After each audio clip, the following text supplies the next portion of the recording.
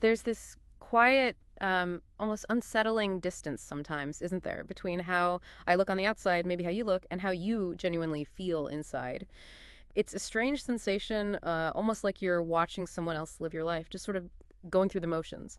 While the real you is maybe whispering from somewhere deep within, if you've ever felt this subtle, quiet unraveling where the roles, the routines, even identities that once fit you perfectly start to feel, I don't know, distant, ill-fitting, or hollow, well, then this deep dive is truly for you. Today, we're taking a journey into a really insightful article. It's called When the Old Self Starts to Crack by Helen Modiba, and it's a beautiful exploration of an often overlooked, deeply personal experience, what Modiba calls identity shedding. This isn't something that arrives with, a loud announcement or a dramatic exit. Instead, it surfaces with these subtle tremors, a growing discomfort, a persistent restlessness, maybe, in the soul that you just can't quite ignore. Yeah. And what's absolutely crucial, I think, for us to hold in mind as we navigate this conversation is that it's tailored specifically for those in-between spaces. Like, that territory. When the old self has begun to loosen its grip, but the new self, maybe the more authentic self, hasn't quite arrived or fully taken shape yet. It's so easy to misinterpret this period, isn't it? We often label it as a crisis, or worse, some kind of personal failure. But Lidiva, she brilliantly reframes it. It's not a crisis at all. It's not a failure. It is, in fact, a profound beginning of transformation. That reframing, wow. That itself is powerful, isn't it? It shifts us from a place of fear, maybe, to a place of possibility. So, okay, let's unpack this quiet revolution that often happens deep within us, beneath the surface of our everyday lives. The article opens with a really profound idea. It suggests that there are indeed times when something shifts, not in loud, dramatic ways, but in the quiet tension we cannot quite name. Think about that for a moment. It's not some sudden breakdown, but this persistent hum of unease. And initially, our tendency is often to mislabel these feelings, right? We might shrug them off as just frustration or exhaustion, normal stuff. We might even point fingers, maybe blame the people around us or the conditions we're in, convinced that external factors are the root cause. But Madiba invites us to look deeper. What does she suggest is truly at work beneath those surface explanations? Right? And that's where the article's insight really shines. Modiba argues that if we stop at those common, often superficial labels, I'm just tired, I'm just stressed, this job is draining me, we fundamentally miss the deeper signal. Beneath that surface discomfort, there's a powerful process she describes as a loosening, a disorientation, a tremor that signals that something inside is no longer aligned with the identity we have long relied on. So this isn't just a fleeting bad mood or a tough week. This is a fundamental misalignment with who we thought we were supposed to be, or maybe who we've been trying to be for years. And if we connect this to the bigger picture, she asserts these discomforts are not interruptions to our life, they are the life underneath. They are precisely the early signals that something within us is ready to evolve, not by force, not by strategic planning, but through a process she calls surrender. That concept of surrender, that's fascinating. And maybe a bit unsettling for many of us. We're sort of conditioned to push through, right? To fix things, exert control. So for those who, as Mario puts it, have lived for years in the comfort of certainty, certain roles, certain self-concepts, certain ways of interpreting the world, the idea of surrendering to an unknown internal shift, well, it can feel deeply unsettling, like the ground beneath you is softening. What exactly does she mean by surrender here? Is it just giving up? Well, that's a crucial distinction she makes. Modiba isn't suggesting we surrender our agency or become passive in our lives. Not at all. She defines surrender not as giving up, but as letting go of the fight to maintain an old self that no longer serves. It's about loosening our grip on what we believe we needed to be, allowing space for what's authentic to emerge, even if that feels really disorienting at first. And this raises an important question, because when change first whispers, it does not arrive with answers. It arrives with questions. And when we're unfamiliar with this kind of inner transformation, our instinct is often resistance. We think something's gone terribly wrong, but the article highlights this powerful insight. What is falling apart is not our life, but our attachment to who we believed we needed to be. It's the framework, maybe the scaffolding around the self that's dissolving, not the inherent worth of who you are deep down. That's a profound shift in perspective, isn't it? To see the falling apart not as destruction, but as a necessary deconstruction. And to really bring these ideas to life, Muadiba's article beautifully weaves in the stories of two individuals. We'll be looking at Elijah, who built his strength around emotional composure, and Ravi, who kind of clung to logic as his safe place. Both are quietly undone by events that challenge not only how they respond, but who they believe themselves to be. Their stories remind us that inner evolution often begins in confusion, not clarity. Not in knowing who we want to become, but in realizing that who we've been is simply, well, it's no longer true. Right. And to help us map their emotional journeys, and maybe our own too, we can use a framework that Modiba references implicitly in her work. It's called the Pathway to Sovereignty. This framework outlines 6 levels of awareness, sometimes called the staircase to sovereignty. And it's really vital to understand this isn't a tool for achievement, like climbing a ladder to some perfect state. No. Rather, it's a framework for reflection. It's a way to understand the flow and the rhythm of our inner world. Okay, so these levels, they offer different vantage points, different ways we navigate our inner landscape. Let's briefly touch on them. The first is survival. That's when the body reacts directly to perceived threats, often without conscious thought. Fight or flight stuff. Then comes stability. This is where control becomes a comfort, a way to manage the world and ourselves. Predictability. Next, self-awareness. This is when we begin to witness ourselves, observing our patterns and reactions more objectively. Exactly. And from there, we might move into integrity. This is where we choose truth over ingrained habit, aligning our actions with our deeper values, even when it's hard. Then comes wholeness, a really profound stage where we begin to accept every part of us, even the messy, uncomfortable bits we don't like. And finally, freedom. This is when we no longer need the old identity or old patterns to feel safe or worthy. And as you listen to Elijah's and Ravi's experiences, notice how they move, in and out of these levels. This is not a straight line. Remember that. Identity is fluid, and healing moves like breath forward, backward, inward, expanding and contracting. Okay, with that framework in mind, let's begin with Elijah. His story really anchors Modiba's central premise.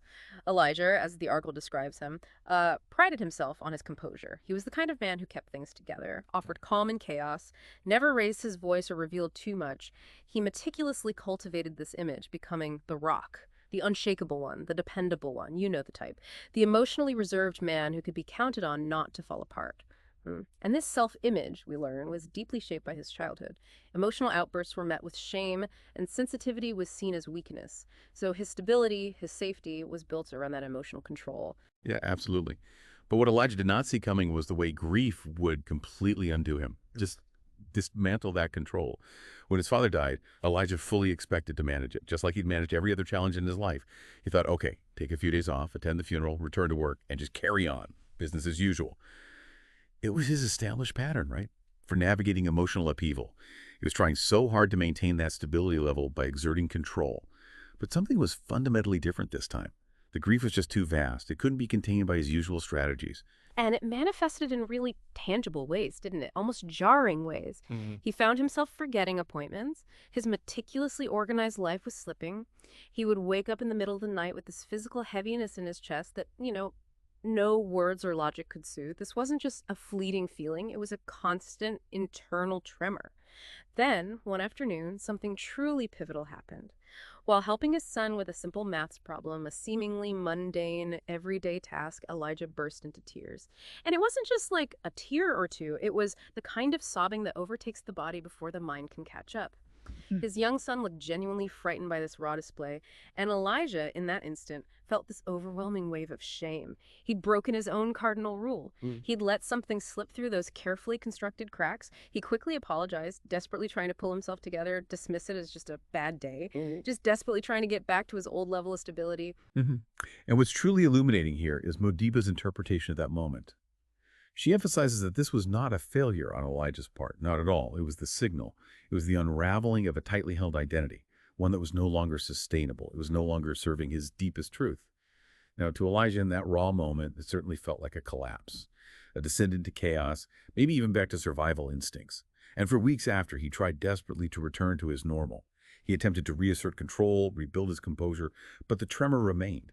He just couldn't hold his composure with the same ease he once did. Things felt heavier. The routines that used to center him now left him restless. His usual detachment started to feel less like peaceful resolve and more like an isolating distance. He was experiencing this profound disorientation, moving through self-awareness, but in a really painful way. So, what does this all mean for Elijah? And I guess for us who might recognize echoes of his struggle, the article really hones in on it. He was not functioning worse. But something inside him knew he was no longer functioning truthfully. That feeling of untruthfulness, that lack of internal alignment, That's the crack. It's the moment the carefully constructed persona begins to chafe against the emerging, more authentic self. He was being invited, really, to move towards integrity, whether he knew it or not at the time. Exactly. And this journey isn't exclusive to people who build identities around composure. Modiba also shares the story of Ravi. Ravi's foundational identity was deeply rooted in logic and rationality. He was the analyst, the problem solver, the one who always had a pragmatic solution. He prided himself on his intellectual mastery, believing that if he could just understand something, categorize it, apply reason, he could navigate any challenge. Emotional responses. To him, they were liabilities, messy, unpredictable, inefficient. So his stability was built firmly on intellectual control. Oh, that's such a common experience too, isn't it? We see so many people, especially in high-pressure jobs maybe, who lean on intellect as their shield. So what was the catalyst for Ravi's unraveling? What cracked his logical foundation? Well, for Ravi, the catalyst wasn't a personal loss like Elijah's, but actually a series of unexpected, highly emotional team conflicts at work. He was leading a major project, and instead of the clear, logical discussions he expected, he found himself facing intense interpersonal friction, miscommunications, deep-seated resentments, stuff he simply couldn't logic his way out of. He tried to apply his usual methods, creating flowcharts, suggesting rational compromises, proposing data-driven solutions. You know the drill. But none of it worked. In fact, the more logical he became, the more frustrated and emotional his team grew. He expected to solve the problem by sheer intellect, like he always had. He was really stuck in his stability mindset, trying to control the uncontrollable with his reason. Wow, I can just imagine how jarring that would be for someone who relies so heavily on order and reason. How did this internal conflict manifest for Ravi? What did it look like? He started experiencing intense anxiety attacks, something entirely new and terrifying for him. His sleep became restless, kind of haunted by arguments he couldn't resolve in his head. He'd find himself just staring at his carefully crafted spreadsheets, feeling this profound sense of meaninglessness. Like, what's the point? Then one evening, after a particularly bruising meeting where logic had utterly failed him, he slammed his fist on his desk. Just this uncharacteristic burst of rage and frustration that shocked even himself. And he realized, in that moment of raw, illogical emotion, that his carefully constructed world of reason was, well, it was insufficient. He was starting to enter self-awareness, but it was painful and definitely unwelcome. That's such a powerful parallel to Elijah's tears, isn't it? A spontaneous, unbidden emotional outburst that signaled a deeper truth trying to emerge. So what did this ultimately mean for Ravi? Similar to Elijah. Very similar. Just like Elijah, Ravi was not functioning worse. In terms of his intellect, he was still sharp. But something inside him knew he was no longer functioning truthfully. His rational, emotionally detached identity was cracking under the weight of real-world human complexity. Emotions, relationships. He realized that his detachment, which he once saw as a source of strength, now felt less like peace and more like a profound disconnection from himself and from others. He was being nudged, really, towards wholeness, towards integrating the very emotions he had always dismissed as illogical or weak. Elijah's and Ravi's experiences, they resonate so deeply because, well, so many of us in various ways have built entire lives around who we thought we needed to be. Whether it's the composed one like Elijah, the achiever, the problem solver like Ravi, or maybe the one who never asks for help. We put on these performances, sometimes for decades. We operate at a level of stability that often prioritizes control and external validation over maybe internal truth. Absolutely. And when that self begins to crack, and again, not necessarily in a dramatic, sudden breakdown, but often in that slow loss of energy, a growing sense of emptiness, or a feeling of diminished meaning, it can indeed feel like something is terribly wrong. Our first instinct is often to scramble, right? To fix the crack, to paste the old self back together somehow. But Modiba's work guides us to a different conclusion. Maybe that's not a breakdown at all. Maybe it's actually a beginning. Perhaps the part of you that is tired, the part that feels that deep weariness, is precisely the part of you that's finally ready to let go. So the real question Modiba poses becomes, what if this discomfort, this quiet unraveling, is not your undoing, but your return? A return to a more authentic, integrated self. That perspective is truly transformative. It really is. It emphasizes the critical importance of noticing where you are in this process rather than rushing to move past it or trying to force yourself back into an old mold that just doesn't fit anymore. The transformation, the shift towards maybe a deeper integrity and wholeness, it truly begins when we simply acknowledge the loosening, allow for the subtle tremor, and surrender to the shift rather than fighting it or trying to frantically reassemble the old self. Yes. Ultimately, this entire process is about allowing what is no longer true to gently fall away. It's an act of courage, really, and trust. trusting the process. And when we release the grip on those outdated identities and beliefs, it makes space, abundant space for a more truthful way of being to emerge. It's an invitation to profound authenticity. It's what leads us towards that sense of freedom. We each move through these levels of sovereignty in our own rhythm, don't we? Just like Elijah and Ravi did. There's no right or wrong pace, no prescribed timeline. What truly matters, as Modiba's work implies, is simply noticing where you are, not rushing, not judging yourself for it. It's about presence. So maybe as a reflection, you could consider these questions, perhaps thinking about which level they resonate with most for you right now, starting with survival. What am I genuinely afraid will happen if I stop performing? If I let this old identity fall away? What fear keeps me clinging to certainty? And then shifting slightly to stability. What roles or routines have I relied on to feel safe and in control, even if deep down I kind of know they no longer genuinely serve me? What comfort zones might have become prisons? Moving into self-awareness. Where do I notice myself going quiet, avoiding certain feelings or conversations, or perhaps overcompensating in certain areas of my life? Where does my true self feel unheard or unseen? Stepping towards integrity. What truth is quietly asking to be named within me? What uncomfortable authenticity is maybe knocking at the door of my awareness? And embracing wholeness. Can I let this version of me, the tired one, the grieving one, the confused, the uncertain, can I let her simply exist, simply be, without needing to fix her or replace her immediately with some better version? Can I accept all of it? And finally, maybe looking towards freedom. What might it truly feel like to simply be with myself, without trying to become someone else, without any performative effort, but simply allowing who I am to emerge effortlessly and truthfully? You are not behind. You are not broken. You are not failing simply because who you've been no longer fits. Madiba's work offers such profound reassurance here. You are simply in the space between stories. And sometimes the most powerful and transformative growth happens right there, not in striving to become someone entirely new, but in the gentle, courageous act of allowing what is no longer true to simply fall away. Yeah. This deep inner work isn't about accumulating strength in the conventional way we've perhaps been taught.